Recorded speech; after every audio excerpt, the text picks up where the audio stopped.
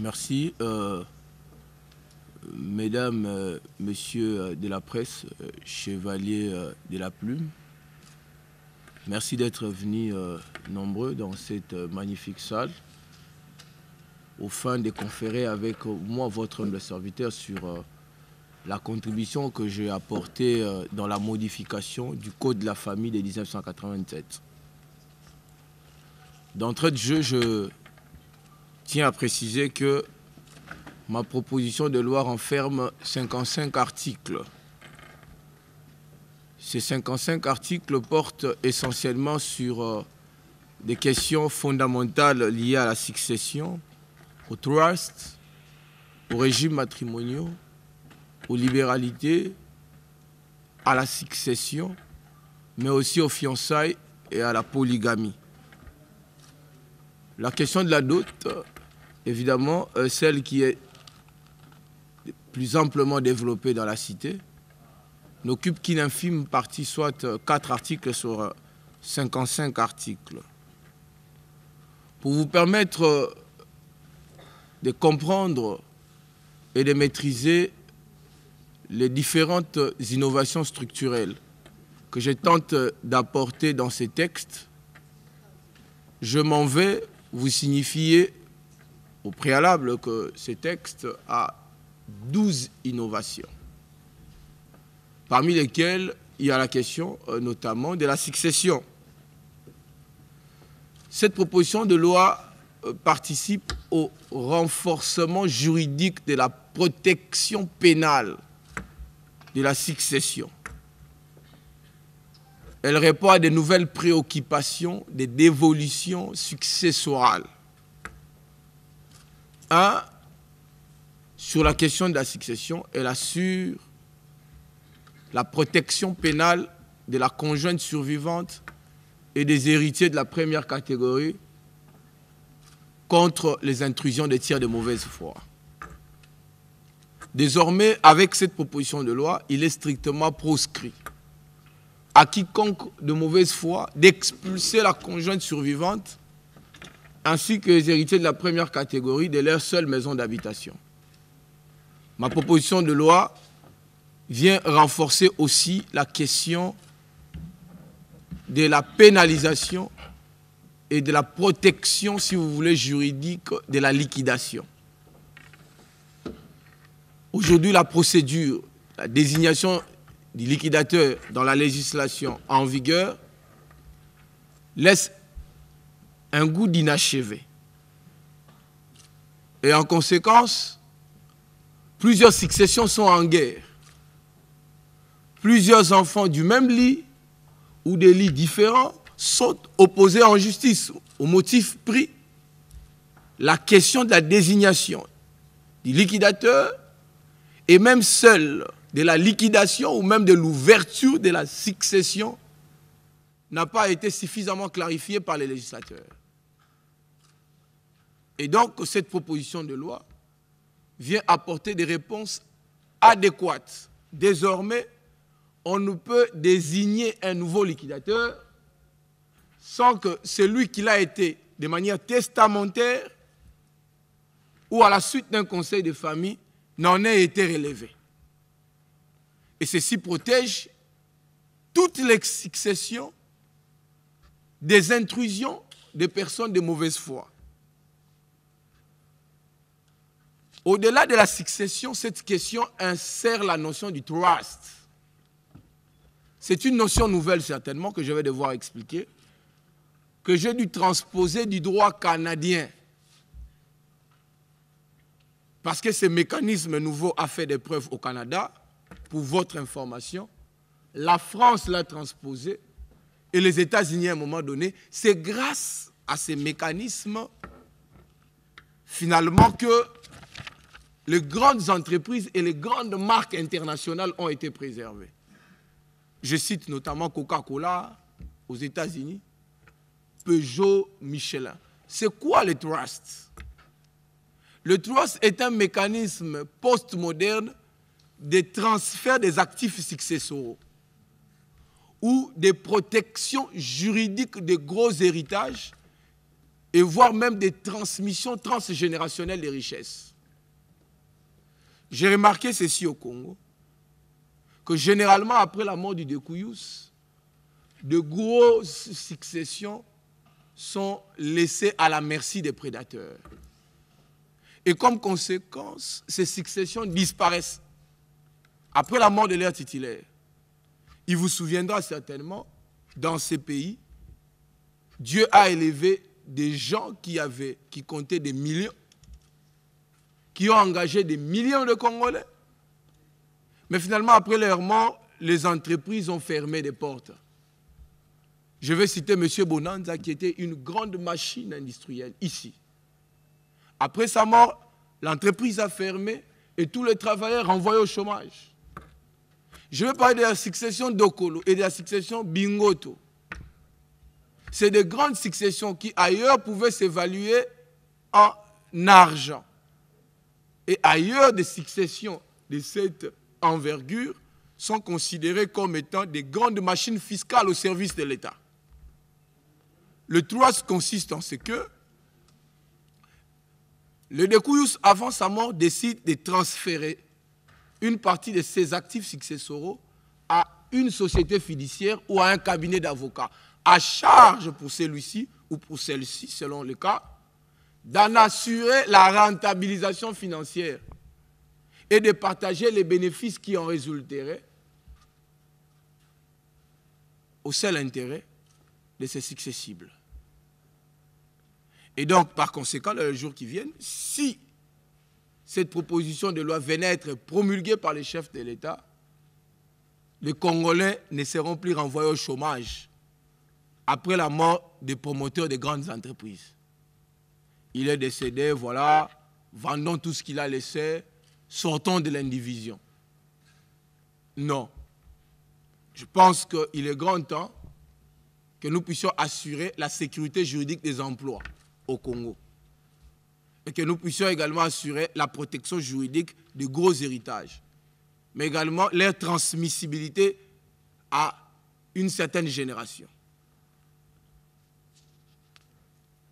Au-delà de cette question, ma proposition de loi aborde la question du droit international privé. Mais je note par ailleurs que les questions qui m'intéressent le plus, moi, rédacteur de cette proposition de loi, c'est des questions qui touchent à la succession parce que je veux protéger des compatriotes qui sont à la merci des prédateurs. Et surtout la femme mariée, la conjointe survivante. Et deuxièmement, la question qui m'intéresse, c'est le droit international. Comment donner, offrir des passerelles d'emploi aux jeunes? Les gens se posent des questions sans lire ces textes. Pourquoi Mbaou ne réfléchirait pas sur des mécanismes nouveaux de création d'emplois? Les trusts, c'est un mécanisme de sécurisation et de protection d'emplois. Je veux que les Congolais qui me suivent notent. Mais le droit international privé ici aussi assure le boom économique. En ce que le droit international privé constitue un facteur attractif des investisseurs. Pour votre gouvernement, en 2016, lorsqu'il a fallu modifier le code de la famille, les législateurs de la législature passée, par inadvertance, a supprimé l'article 915, qui faisait référence au titre 2 du Code civil livre 1 abrogé. Et ce titre 2 traitait des questions liées aux Congolais, au fait, aux étrangers ou aux personnes avec éléments d'extranéité. Depuis la suppression de cette disposition, tenez, le droit international privé en République démocratique du Congo n'a plus de soubassement commun. Et donc aujourd'hui, plusieurs questions sont restées irrésolues en rapport avec les étrangers.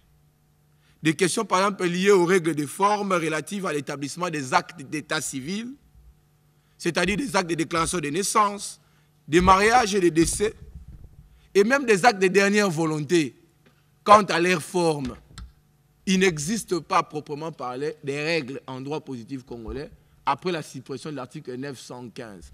Et ma proposition de loi vient ressusciter les droits internationaux privés et sophistiquer ces droits internationaux privés et l'actualiser à la lumière de l'évolution du droit international. à ceux qui se posent la question de savoir quelle est la contribution que cette proposition apporte dans le domaine de l'emploi, tenez, les étrangers ne peuvent pas investir au Congo tant que leurs droits privés ne sont pas suffisamment garantis.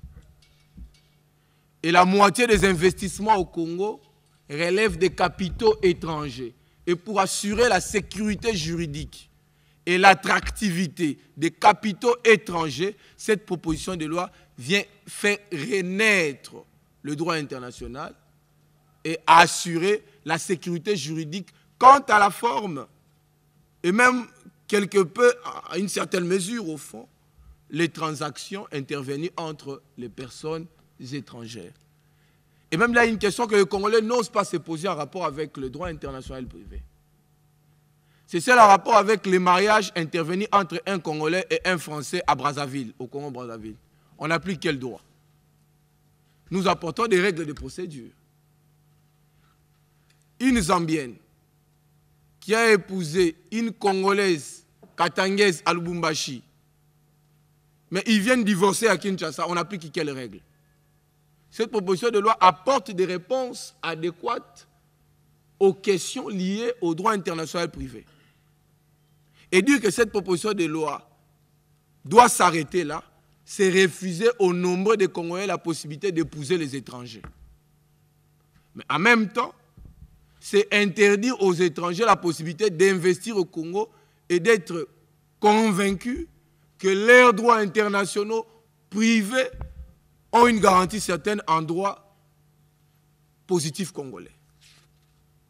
Au-delà de cette question, ma proposition de loi aborde aussi une question un peu fâcheuse qui fait parler d'elle, la polygamie.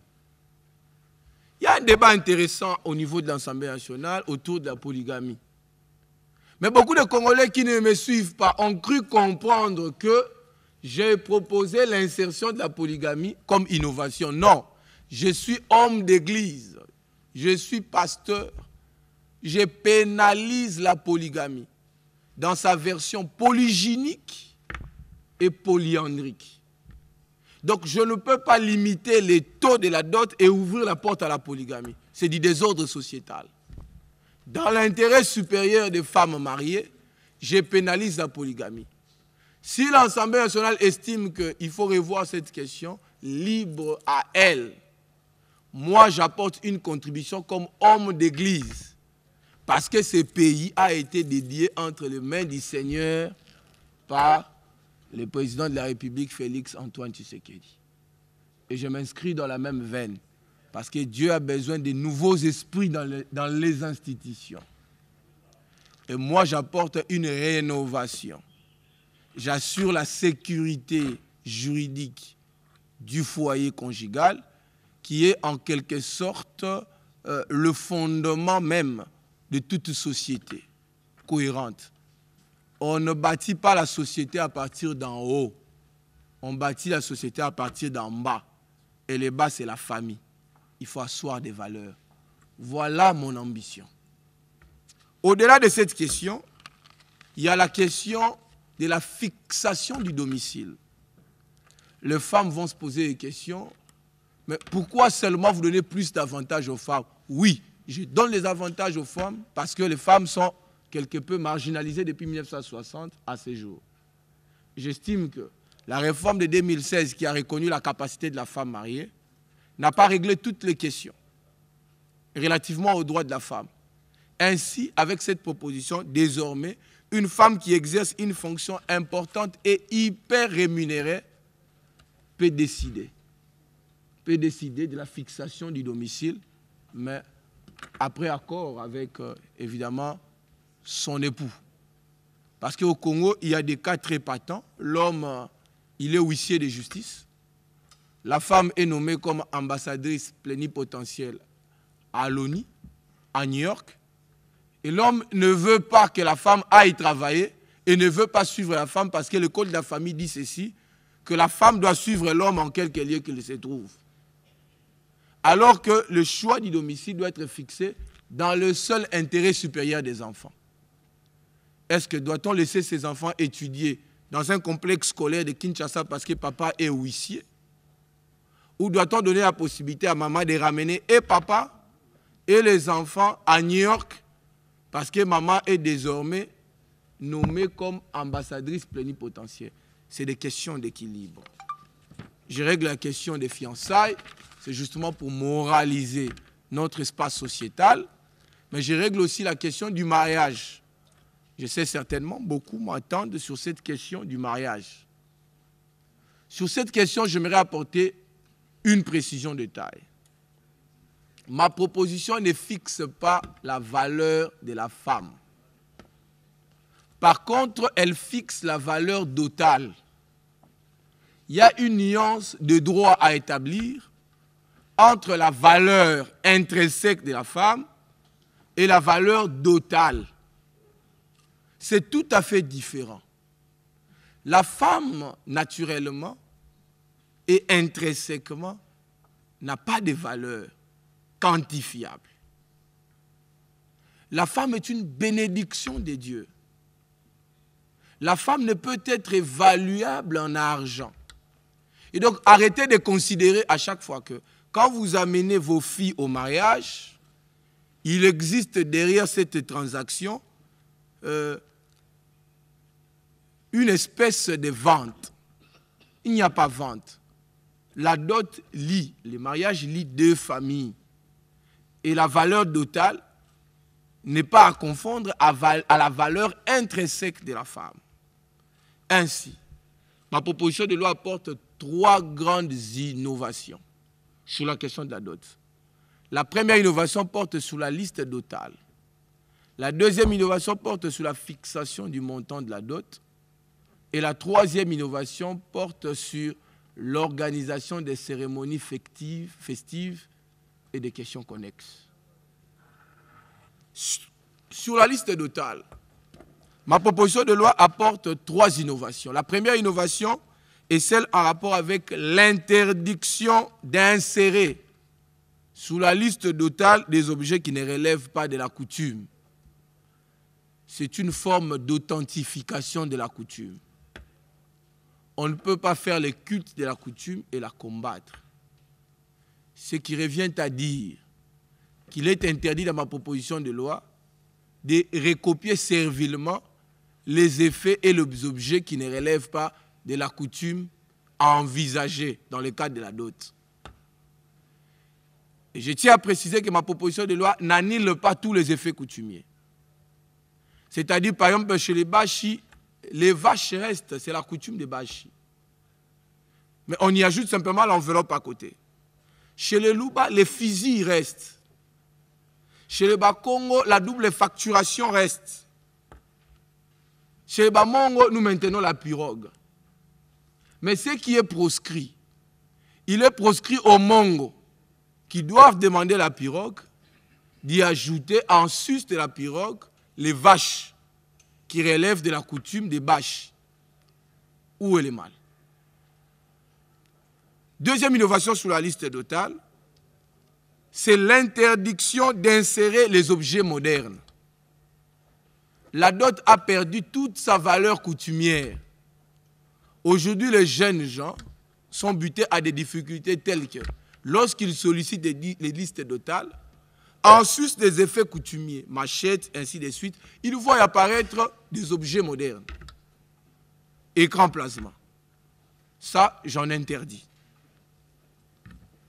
Câble au 30 pouces, ça vient faire quoi? C'est des choses qui ne relèvent pas de la coutume. Le groupe électrogène. Kit complet Canal Plus avec abonnement de 2 ans. Des choses comme ça ne relèvent pas de la coutume. Un iPhone 14 Pro Max. C'est des choses qui ne relèvent pas de la coutume. Je ne sais pas si ça gêne quelqu'un. Le fait de faire une proposition qui, 1, authentifie la liste dotale conformément à la coutume, 2, assainit la liste dotale conformément à la coutume, et 3, prescrit des limitations. Ça, c'est la troisième interdiction, les limitations. Quel type de limitations? Des limitations quant à la surfacturation et à la multiplication des effets d'auto. Ma proposition de loi interdit qu'on puisse multiplier sans l'accord du futur conjoint des effets d'auto. Là où la coutume demande une pièce wax, vous en demandez 12. Non, ma proposition interdit. Ma proposition interdit la multiplication de nombre de chemises et de nombre de pantalons. Amenez-moi 15 pantalons, 15 chemises. Sans s'en rendre compte, les Congolais sont en train de se créer entre eux des barrières. Et plusieurs filles sont restées longtemps à la maison simplement parce que ceux qui voulaient les épouser ont été butés à des contraintes totales. Avec cette proposition de loi, tout homme désormais aura sa femme et toute femme aura son mari et il y aura moins de débauches et il y aura moins de désordre sociétal. C'est une contribution d'un homme d'église qui veut asseoir les valeurs au cœur de la cité. Nous voulons construire une société des valeurs. Chaque enfant doit avoir un père et une mère. Je pense qu'avec cette proposition de loi, dans 10 ans, il y aura de moins en moins le phénomène Kuluna. Parce que plusieurs enfants qui s'adonnent au phénomène Kuluna sont ceux-là, évidemment, qui vivent en dehors des toits parentaux. Soit qu'il vit avec son père sans sa mère, soit qu'il vit avec sa mère sans son père, soit qu'il vit chez les grands-parents. Et donc, avec cette loi, tous les Congolais seront sous le pied d'égalité, conformément à l'article 12 de la Constitution du 18 février 2006. Sous la dot, la deuxième innovation porte sur le montant de la dot. Ce montant de la dot ne tombe pas des nues. Ce n'est pas une fabrication congolaise. Est-ce que, chers compatriotes, vous qui me suivez, savez-vous que depuis 1984, le Congo-Brazzaville d'en face a fixé déjà le montant de la dot? Savez-vous qu'au Mali, le Code des familles et des personnes a fixé le montant de la dot? Au Sénégal, le Code de la famille du Sénégal a fixé le montant de la dot. Pas plus loin ici au Gabon, on a supprimé la dot. La tendance de fixation et de suppression est continentale. Et la République démocratique du Congo ne peut pas demeurer en reste. Dire, écoutez, nous n'allons pas nous inscrire dans une perspective de mutation. Nous voulons qu'on nous impose même des effets qui ne relèvent pas de la coutume. Nous ne voulons pas qu'on puisse fixer les montants de la dot, confondant ainsi la valeur intrinsèque de la femme à la valeur dotale. Tenez, qu'est-ce que j'apporte comme innovation? L'innovation, c'est que le montant de la dot ne peut pas dépasser 500 $ sur l'ensemble du territoire national. Le montant, c'est l'enveloppe qui accompagne la liste. On vient de parler de la liste. Et là, nous parlons de l'enveloppe. Ce montant est indicatif et discutable. Il va de 1 $ à 500 $. À côté, nous avons créé une clause de convention numéraire qui permet au futur époux ou à l'homme qui a des moyens ou des possibilités d'aller au-delà du montant légal. Il peut aller à 10 000, 100 000, même 1 million de $.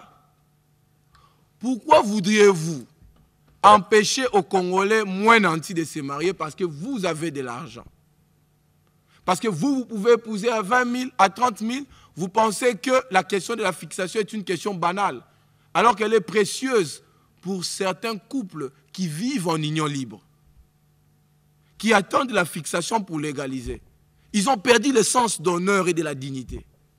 Il y en a même qui mettent des anneaux alors qu'ils n'ont jamais officialisé les liens. Pourquoi ne pas donner la possibilité à ces Congolais, à ces gagnes petits également, de jouir de la plénitude, de la vertu du mariage? Parce que j'ai créé des catégories. Il y a la catégorie des nantis. Alors s'ils estiment qu'ils sont gênés par 500 $, ces hommes-là, ils n'ont qu'à aller au-delà de 500. 10 000, 20 000, 30 000. Mais n'empêchez pas aux jeunes et licenciés qui viennent de finir qui sont au premier emploi, à leur premier emploi. N'empêchez pas aux jeunes médecins qui viennent d'être recrutés, aux chauffeurs qui me suivent de gagner petit. Parce que pour certains chauffeurs, il y en a un qui s'est confié à moi qui me dit, mais vous savez que 1 000 $, c'est me demander les yeux de la tête. Pour réunir 1 000 $, il faut une thésaurisation de 5 ans. 1 000 $. Mais il y en a qui trouvent 1 000 $ dans la facilité. Il y en a un aussi qui est venu me dire, un compatriote qui est venu me dire, écoutez, honorable, ce que tu as proposé nous a sauvés. C'est depuis longtemps que nous attendions la recevabilité de cette loi. Figurez-vous que dans l'arrière-pays, chez moi par exemple à Koutou, pour avoir même 500 $, c'est la fortune de toute une vie. Ne minimisons pas. Nous avons proposé ceci pour mettre tous les Congolais sur le pied d'égalité. Ça s'appelle facilité légale. Si vous estimez que vous avez plus de moyens, dérogez à la loi. Mais ce qui est interdit, c'est que la belle famille ne peut pas imposer unilatéralement le dépassement de 500 $. Donc on vous offre pleinement un texte avec des clauses libérales. Et entre-temps, ce texte renforce le principe de l'autonomie, de la volonté. Quiconque veut aller au-delà de 500, c'est de son droit. Quiconque n'a pas de moyens, il est proscrit qu'on les lui impose. En conclusion, les Congolais doivent retenir que la question de la dot a suivi 2 mouvements au Congo. Et j'en apporte aujourd'hui le 3e mouvement. Beaucoup racontent n'importe quoi, disant que la dot est de l'essence même de la coutume. Oui, au fond, la dot relève de la coutume. Mais dans la législation congolaise, pas forcément. Parce qu'en 1987, le code de la famille disait ceci, que le montant de la dot sera fixé sur ordonnance du président de la République, alors président du mouvement populaire de la Révolution. Après concertation avec des assemblées provinciales. Et depuis lors, Mobutu dépassé par la guerre, par la conférence nationale souveraine, Mobutu n'avait jamais pris une ordonnance. Donc c'est tout faux de dire que cette question était de la coutume. Personne n'a râlé parce qu'il n'existait pas de réseaux sociaux. La question était réglementaire. En 2016, lors de la modification, le législateur a décidé de retirer cette compétence du règlement et de conférer la compétence de fixation aux us et coutumes en 2016. Donc le législateur de la législature passée. Et la question n'a pas été suffisamment claire, de sorte que cette question, telle qu'abordée par le législateur, n'a pas répondu aux préoccupations de l'heure. Aujourd'hui, on subit une espèce de désordre sociétal. C'est comme ça, moi, je viens retirer cette compétence des us pour la loi. Donc, ils me poseront la question, pourquoi? Oui, parce que la Constitution et la loi me reconnaissent la compétence comme législateur de proposer. C'est le législateur qui a donné au règlement en 1987. C'est le même législateur qui revient en 2006 qui donne aux us. C'est ce même législateur qui vient par mois à travers ce Parlement pour donner cette compétence à la loi. Il ne faudra pas que cette question vous dépasse. Voilà un peu, somme toute, l'économie générale de ma proposition de loi et je reste entièrement disponible pour des questions-réponses. Je vous remercie. Mesdames et messieurs, après avoir suivi attentivement l'économie générale de la loi faite par